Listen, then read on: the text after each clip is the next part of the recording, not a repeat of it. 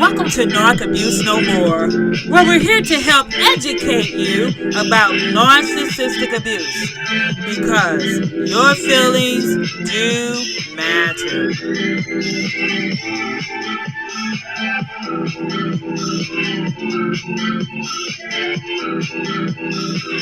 Hi, and welcome to another podcast of Narc Abuse No More with your host, Dr. and Evangelist K.O. Rich. Thanks for tuning in today. Today is Monday, November the 21st of 2022. I pray that you've had a blessed, stress-free, narcissistic-free, abuse-free week so far, and that the remainder of this week will continue to be so as well. But if not, we're going to be talking about a few things today. Again, my name is Dr. K.O. Rich with Narc Abuse No More, where we're here to help you admit what you feel in order to heal from the effects of narcissistic abuse, because your feelings do matter. Yes, they do. But before we go on with today's podcast, I would like to invite you to visit us on our website at www.narcabusenomore.org.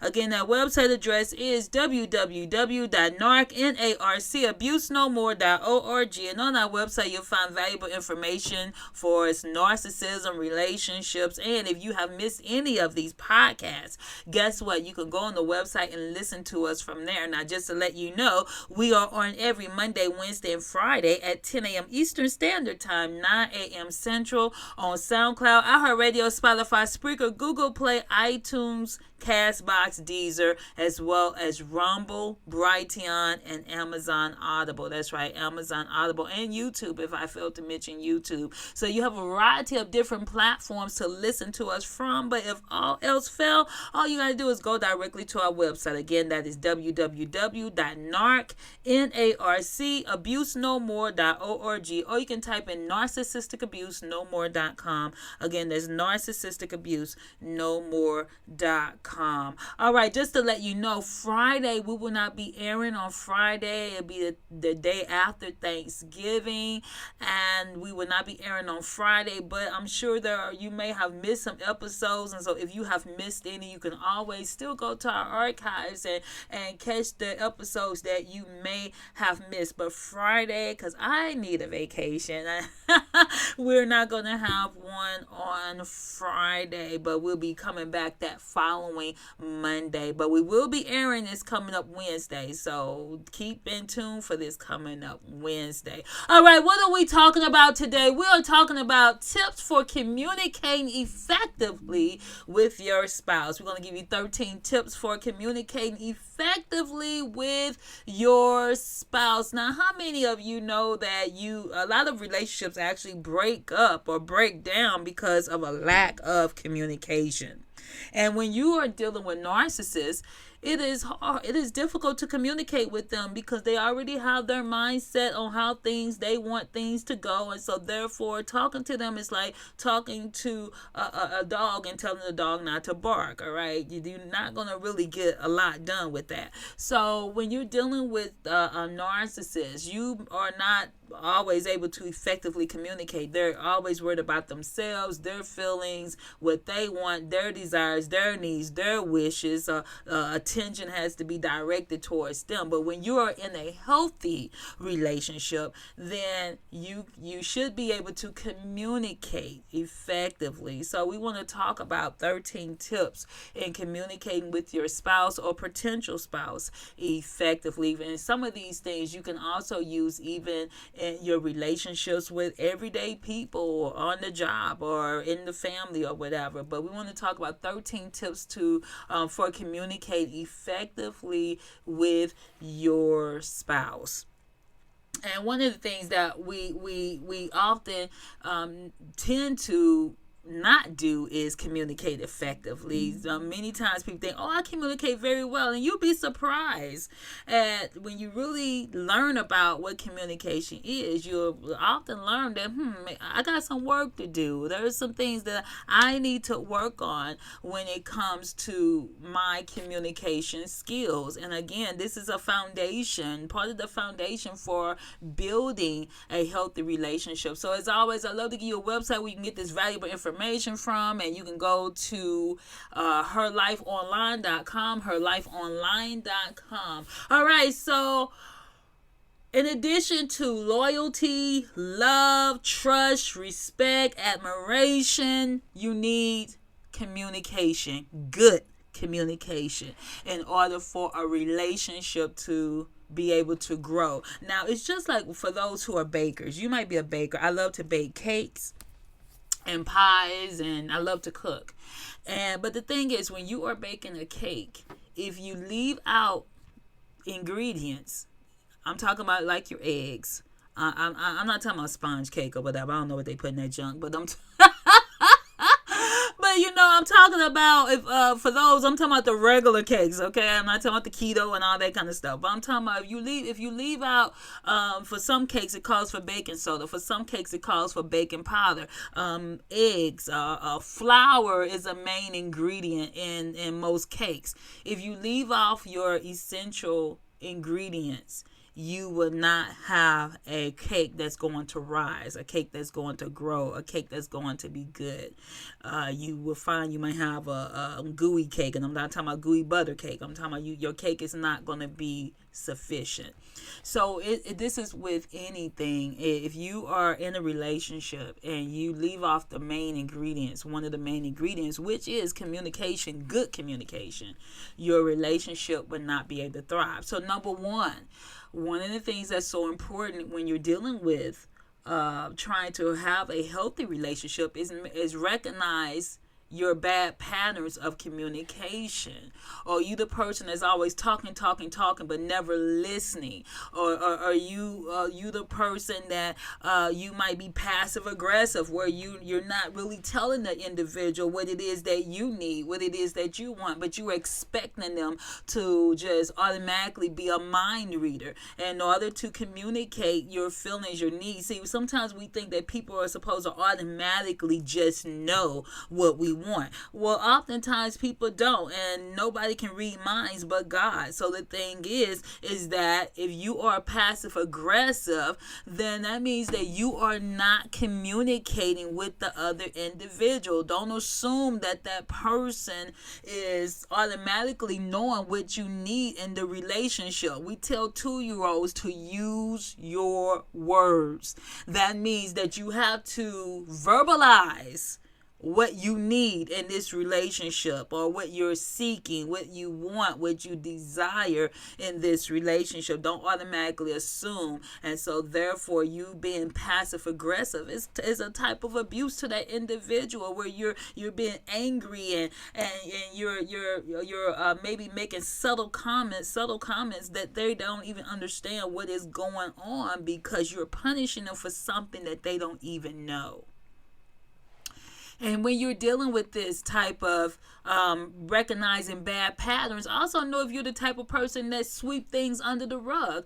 Do you just sweep things under the rug in order to just not deal with them? And then what you find up happening is you keep sweeping things up under the rug, and the rug keeps getting taller and taller and taller, until one day it's going to explode, and then everything's going to be everywhere, because you have not effectively communicated. If something takes place, it is best to deal with it at that particular time, or either not, even if it's not immediately right there and then, but at least a day or so later, so that you won't be pushing things up under the rug. If you have if you're hostile with the individual, with your spouse, and you're not taking time to just let them know, if you have a hostile environment, that's not an environment conducive to having a healthy relationship. So oftentimes we have to look at ourselves and say, you know what, do I have bad communication habits? And if you know that you do, then this is something that you need to work on in order to have a healthy, thriving relationship. Number 2, one of the things that's so important when it comes to being able to effectively communicate is to process your feelings before you actually dive in.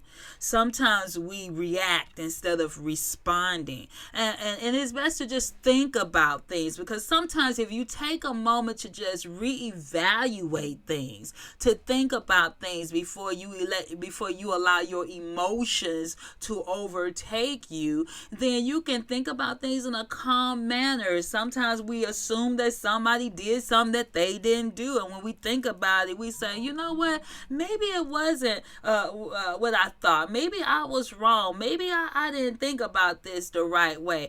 Maybe I made the wrong assumption. So it's best to process things before you dive into that discussion with that person. Don't go into a discussion if you're angry and you're frustrated. Wait till you calm down so that you can address that person kindly, with respect, with dignity. And let me just say this, even when you are frustrated with an individual, it's not always what you say, but how you say it. So if you come into that person, you're trying to resolve an issue, make sure that you come to that individual or go to that individual in the right spirit, in the right atmosphere. Let me just say this for us who are believers.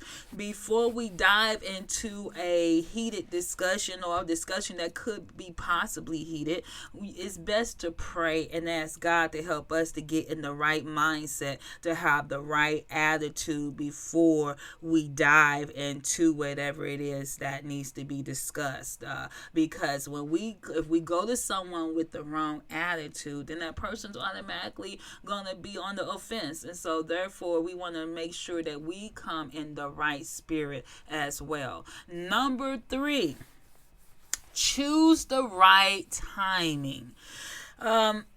If you know that you're needing to communicate with your spouse, with someone you're dating, or even on the job, timing is key. Timing is essential. If this person is really, really busy, you do not want to go to them at that time. You want to say, you know what, I need to make sure that they have their plate clear, that they're in the right frame of mind. They're not busy, they're not distracted, and so therefore you can make sure that you communicate with them in a timely manner.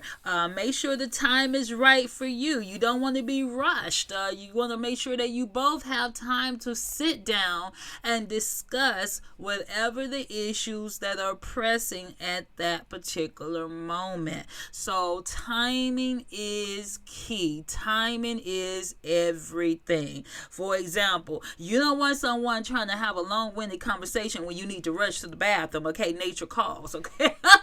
So the thing is, you want to, and I'm just using that as an example, but in the reality of it, you want to make sure that your timing is right. Number 4, communication goes both ways. Two people can't talk and listen at the same time. When we communicate, one person talks, another one listens. Another one listens, the other person talks.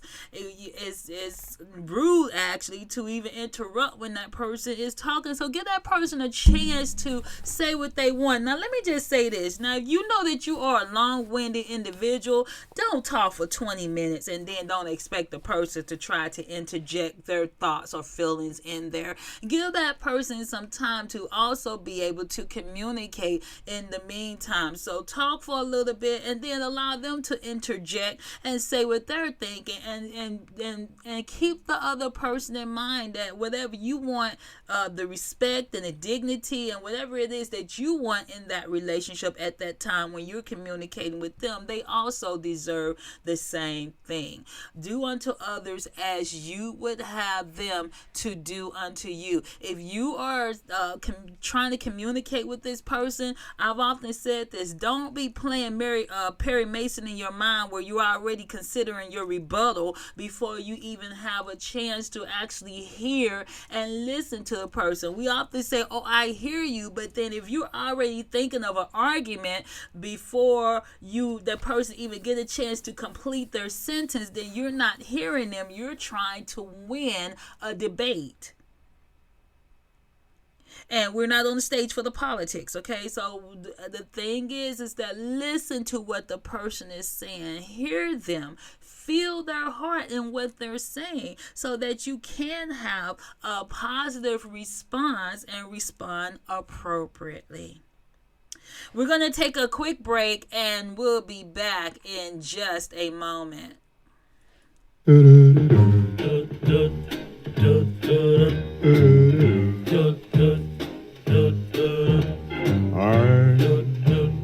dreaming of a white Christmas, just like the ones I used to know, where those treetops listen and children listen to hear sleigh bells in the snow, the snow. So then I am dreaming of a white Christmas, with every Christmas card I write. May your days, may your days, may your days be merry and bright, and may all your Christmases be white. I'm dreaming of a white Christmas, just like the ones I used to know, where the treetops listen and the children listen to hear sleigh bells in the snow.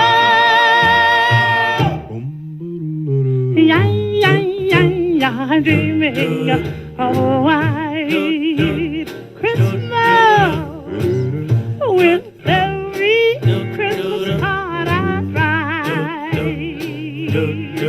May those days, may your days, may your days be merry and bright,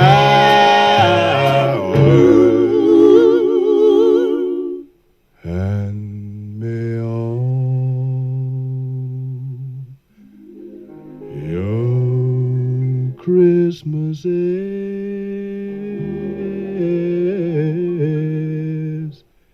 be white. Jingle bells, jingle all the way. Ooh. White Christmas by the Drifters. They say Christmas is around the corner. How these months are passing by so fast. This Thursday will be Thanksgiving, and I pray that you all do have a blessed and merry Thanksgiving. And one of the ways to do so is to communicate. Number 5, focus on the resolution. So many times we're focused on winning, but we want to have a resolution. This means that in order to grow, then you have to be able to compromise. When you get married, there's going to be a lot of compromising going on. When you're in a relationship with anyone, there's give and take and give, compromise. No one should feel as if they're always giving, and then the other one's always taking.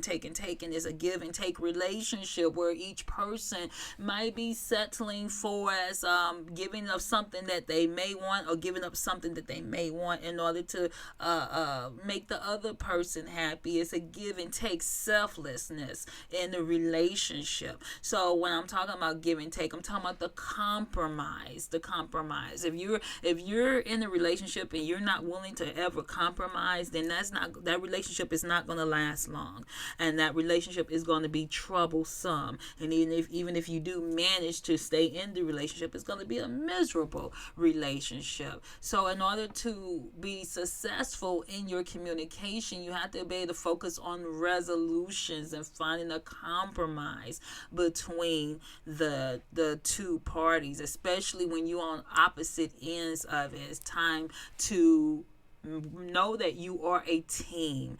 If you're fighting against each other, then you can't work together. Know that, hey, we're a team. And so therefore we want to put this relationship as a priority by working together. And working together often means compromise.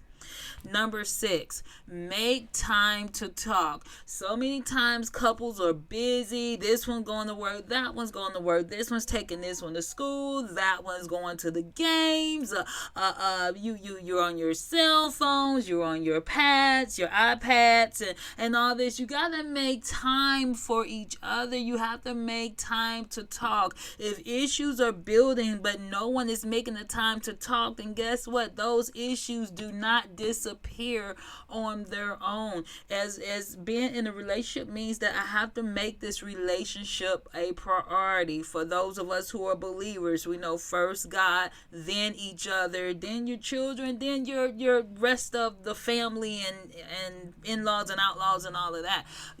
God is always first, and when you make God first, then you also know that the first person who you are to minister to is to each other. But you can't do that if you don't make time to talk, if you don't make time for each other. So whether it's going to the grocery store together, whether it's doing some chores together, or doing some housework together, make time to do things together so that you can talk together. I'm not talking about just in front of the television where the television is doing the talking. You need to make some time for each other so that you can talk to one another. And then this is, as you can keep communicating when issues arise, it helps to keep those issues at bay, so that because you're constantly communicating about different things. Number 7, this is so important in the relationship, is to not bring up the past. Now, once you have moved past an issue, don't use it as your weapon of choice. Sometimes you would think an issue is over, and then that person, as soon as they get mad and they don't have any other thing to bring up in order to win their argument, they will try to go deep back and bring up something to the front. If that issue has been resolved, this is why we talk about communication, so that you can resolve issues in the time that they happen, so that once that issue has been put to rest, you don't keep bringing it back up. Don't use it as a weapon for the future. Let the past be the past. When you have put that to rest and say all is well, let the past be the past. Whatever new comes up, you deal with the new, the here and the now, not going back to the past. Because you can keep throwing up a person's mistakes up in their face, and then, you know what it lets you know is that person hasn't truly forgiven you. It lets you know that person truly hasn't moved on. It lets you know that person will always keep this in a vault, because they're going to use it each and every time, because that's their only way. See, they don't want to deal with, they're trying to win at all costs, but when you keep doing that, you're not winning anything. You're actually losing. You're losing the relationship.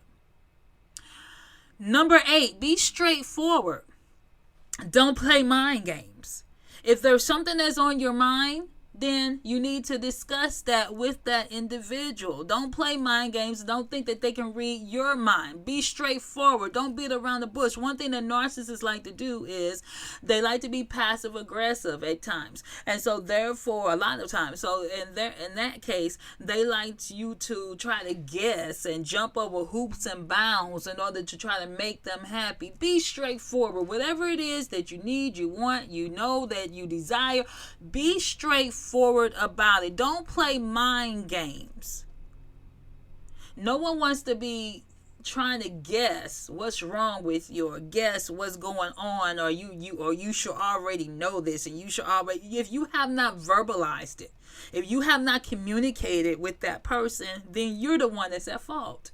So you need to let the person know, this is, I'm not happy with this. I'm not satisfied with this. I need to let you know this. I need to let you know that. It's a way to do it. You don't have to be rude. You don't have to be indignant. You don't have to be be nasty about it, but you can communicate and let that person know, I wasn't happy about this. I wasn't pleased about this. I felt this way. I felt that way. Communicate your feelings.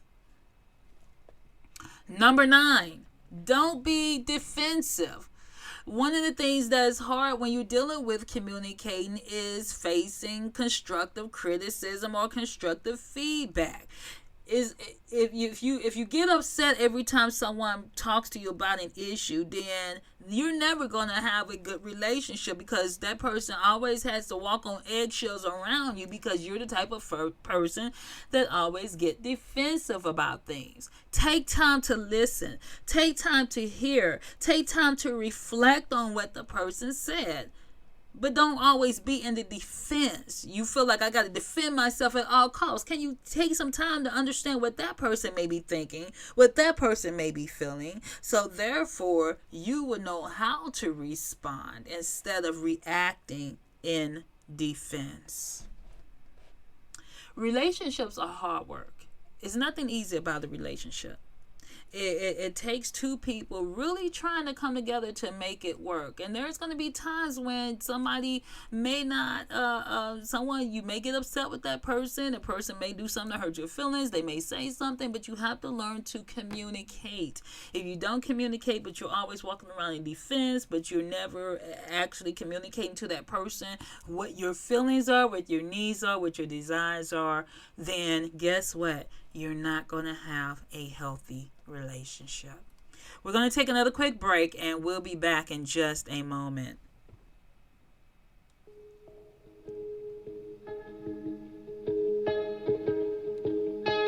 Do you hear what I hear?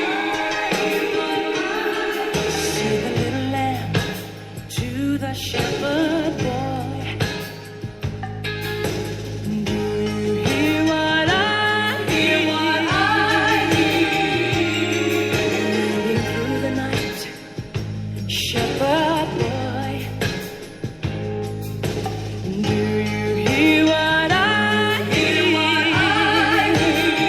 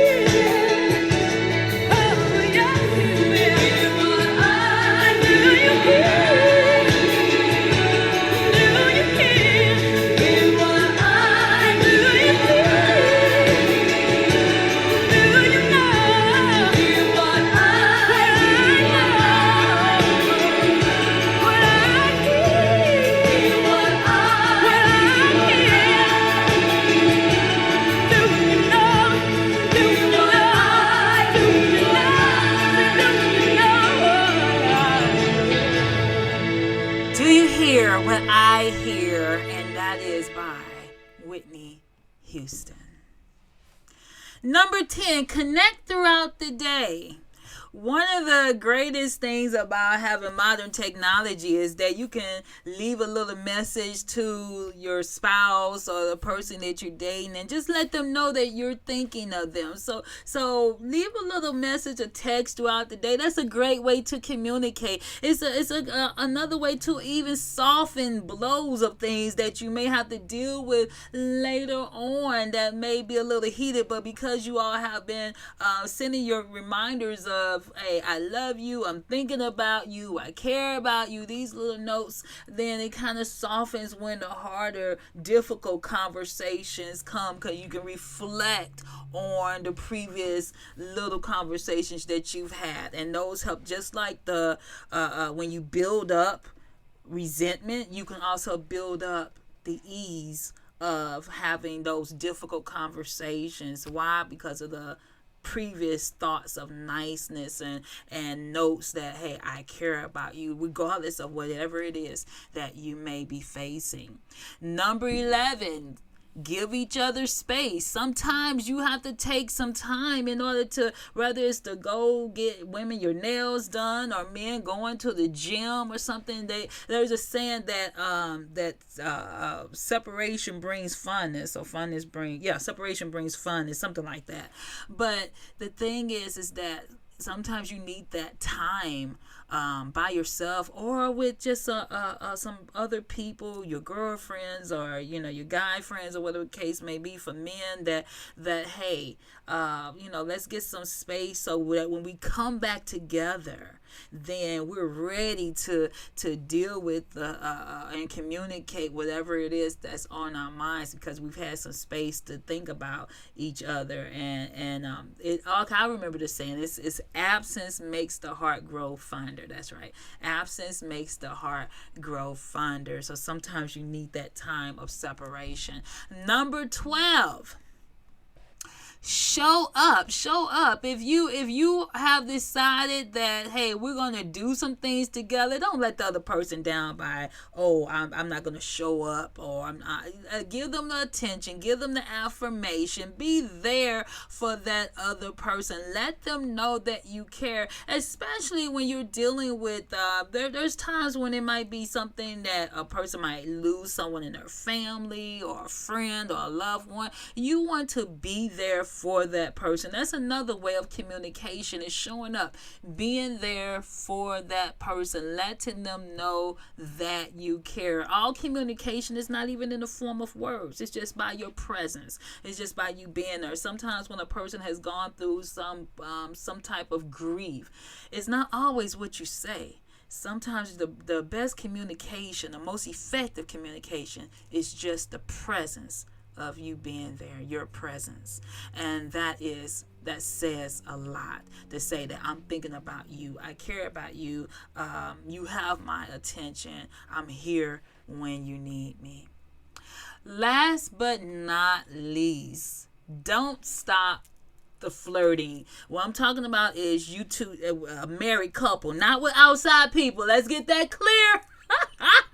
Let me make sure that's clear. I'm not talking about flirting with outside people. When you talk about flirting, you're talking about keeping that romance alive that brought you together, okay? That you did in the beginning with each other. Keep that going. Keep that spark going. Whatever it is that brought you all together. And I'm Christians, you know what I'm talking about. I'm not talking about no extra mattress testing that we're not supposed to be doing outside of the union of marriage.